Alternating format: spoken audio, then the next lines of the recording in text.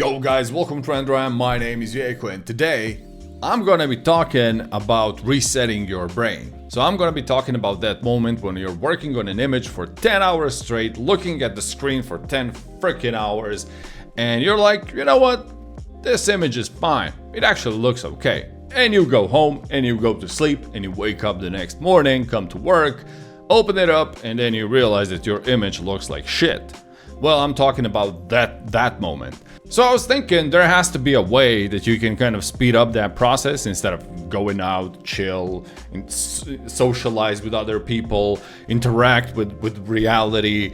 But yeah, so I found some tricks. So I just want to share them with you so that you don't have to go out ever again. Just be locked in your home and just work. Because that's what we all want, right? Not to be social at all. Anyhow, so my first trick on which one I use, and this one I use the most frequently on how I can reset my brain when working on an image, is just to flip an image. So this is a very specific process. So how do I do it? So when I'm in Photoshop, you want to go to Edit, Keyboard Shortcuts, and then go under the image and just scroll down until you see Flip Canvas Horizontal and bind that to your F1. I don't think anyone needs help by pressing F1.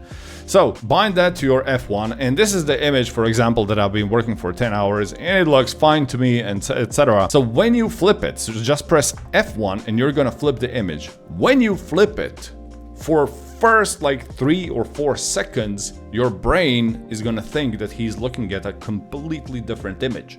And this is very cool because you're gonna literally know, is your image good? Composition wise, like what things are missing. It just tells you a lot of these elements. So for example, for this image, when I flip it, I can notice that, you know, like these parts maybe need some sort of elements, like darknesses, details, I don't know, maybe a picture there, who knows.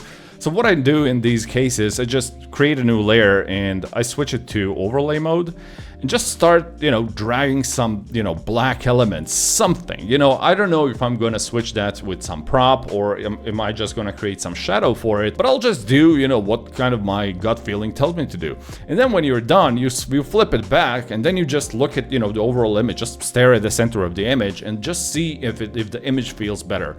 And then try to figure out in 3D what you're gonna do with that part. Are you gonna maybe put some wall, which is gonna cast shadow, or are you gonna put some prop there, something to balance out the image? And this is a technique that I use very frequently to kind of reset my brain so that I don't have to go out and socialize with people or maybe sleep or something like that. My next trick that I use very frequently is I noticed that a lot of times whenever I would finish an image, I would send it to my client. I usually send images through Skype or any, you know, platform like that. Whenever I drop an image to Skype, look at this. So I just drop it like this here, and when I press send, you have no idea how many times I was like, oh crap, no, remove. Because in that thumbnail, I always notice that something is not in balance, something just doesn't look right.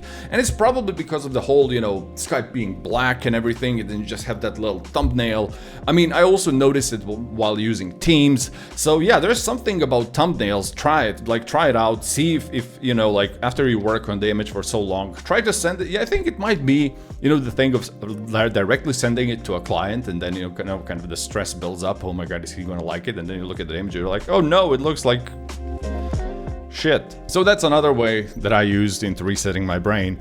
And the third one, whenever I'm not sure if my image is photorealistic or not, you know, if it really looks, you know, up to the standards or whatever, I always try to find on YouTube. I'm not gonna show videos on YouTube because I don't want other YouTubers to chase me like, oh, you featured my video. Anyhow, so I go to YouTube and I just type like interior footage or exterior footage, and I just look at real footages. Just try not to hit the CGI one.